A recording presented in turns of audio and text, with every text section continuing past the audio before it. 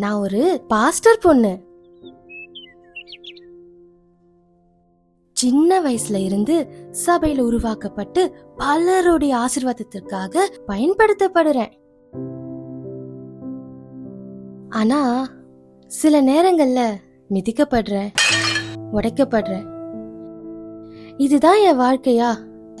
ஒருவேளை தப்பா பிறந்துட்டேனோன்னு தோணுது.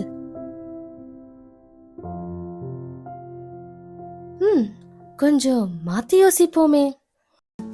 உருவாக்குறவர் கையில நான் இருந்தா, கலைஞனின் கலையில நான் தொலைந்தா, என்னை படைச்சவர் என்னை படைத்த நோக்கத்தை நான் நிறைவேற்றினா, என் வாழ்க்கை எப்படி எல்லாம் மாறும்.